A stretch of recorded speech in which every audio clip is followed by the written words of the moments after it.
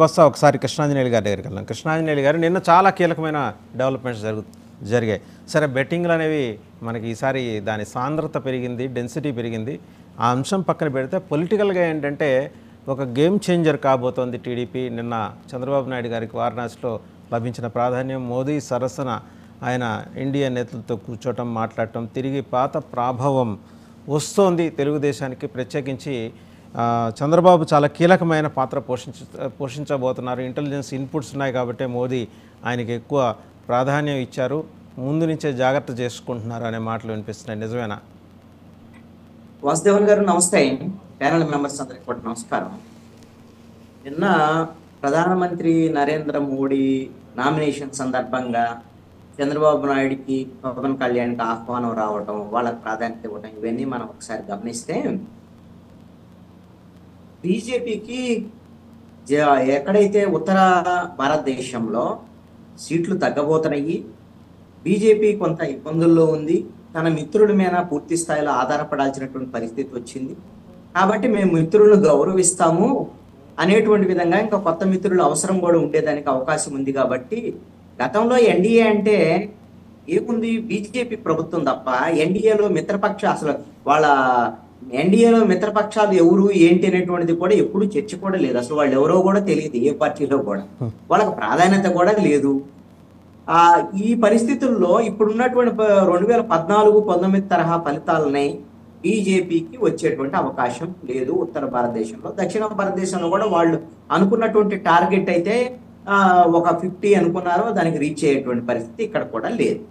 ఈ నేపథ్యంలో మిత్రులకి ఈ విధమైనటువంటి ప్రాధాన్యత ఇస్తున్నట్టు కనపడుతుంది.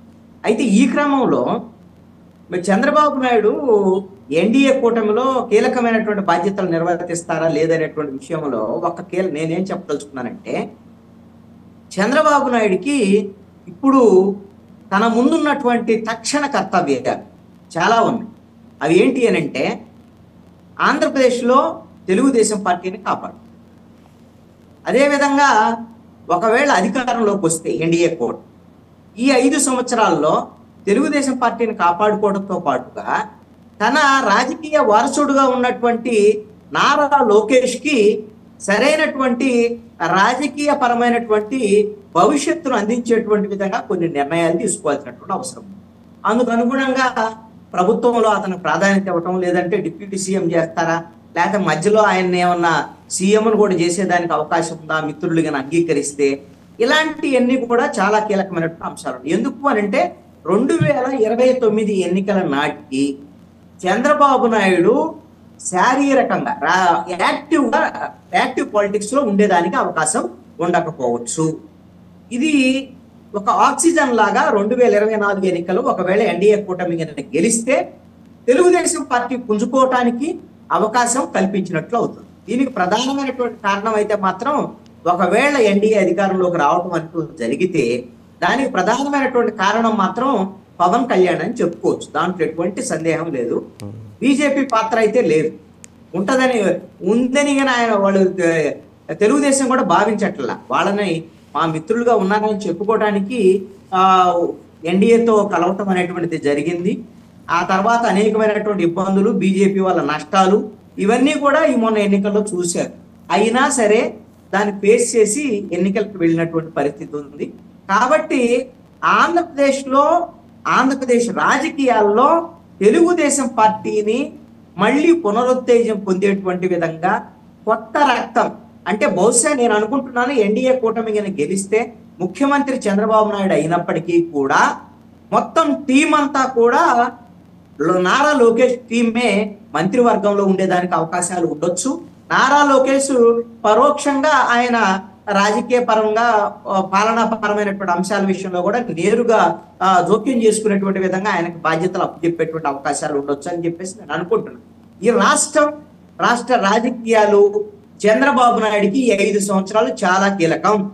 ఎన్డీఏ వాళ్ళు తీసుకొచ్చి ఎన్డీఏ కన్వీనర్ ఇస్తానన్నా లేదా ఇంకోటి ఇచ్చినా దానివల్ల ఉపయోగం ఏమీ లేదు. ఎందుకంటే బీజేపీతో కలిసి ప్రయాణం చేసేటువంటి మిత్రపక్షాలకి ఒక మర్రి చెట్టు నీడన మిగతా ఏ చెట్లు బతకవో బీజేపీ నీడన ఎన్డీఏ కూటమిలో ఏ మిత్ర పక్షానికి కూడా ప్రాధాన్యత ఉండదు. కాబట్టి ఈయన ఎన్టీఏ కన్వీనర్ అయినా ఇంకోటైనా ఆ స్టీరింగ్ మాత్రం వీళ్ళ చేతుల్లో ఉండవు. ఇంకొక విషయం ఏంటంటే చంద్రబాబు నాయుడికి నరేంద్ర మోడీకి మధ్య ఇప్పుడు చాలా బాగా మాట్లాడుకుంటున్నారు. నరేంద్ర మోడీ లేకపోతే అసలు ఈ దేశం ఏమైపోయిద్దో అని నరేంద్ర మోడీ గురించి గొప్పగా చెబుతున్నాడు. నరేంద్ర మోడీ గురించి అన్ని భాషల్లో కూడా పొగుడుతున్నాడు చంద్రబాబు నాయుడు. కానీ వీళ్ళిద్దరి మధ్య ఇంకా అగాధం లాంటి విభేదాలు ఉన్నాయి. వ్యక్తిగతమైనటువంటి అంశాలు. ఎందుకోసం అంటే ఇవి మర్చిపోయేటువంటి అంశాలు కాదు. 2002 నుంచో 2003 నుంచో మొదలైనటువంటి అంటే ఒక 22 దశాబ్దాలు పైగా వీళ్ళిద్దరి మధ్య ఆ విభేదాలు ఉన్నాయి. అభిప్రాయ భేదాలు కూడా ఉన్నాయి. మధ్యలో 2014లో కలిశారు, 2017లో విడిపోయారు. తర్వాత మళ్ళీ ఇప్పుడు గత్యంతరం లేనటువంటి పరిస్థితుల్లో ఇద్దరు కూడా కలిశారు కాదంటారు. కానీ వీళ్ళిద్దరి మధ్య మాత్రము ఆ సఖ్యత అనేటువంటిది, ఒకవేళ ఇద్దరు కూడా మిత్రులుగా కౌగిలించుకున్నప్పటికీ కూడా కడుపులో కత్తులు పెట్టుకుని కౌగిలించుకోవటమే చంద్రబాబు నాయుడు గాని అదే విధంగా నరేంద్ర మోడీ గాని. వీళ్ళిద్దరూ నిజాయితీ పరులైనటువంటి మిత్రులుగా ఉండేదానికి అవకాశం లేదు.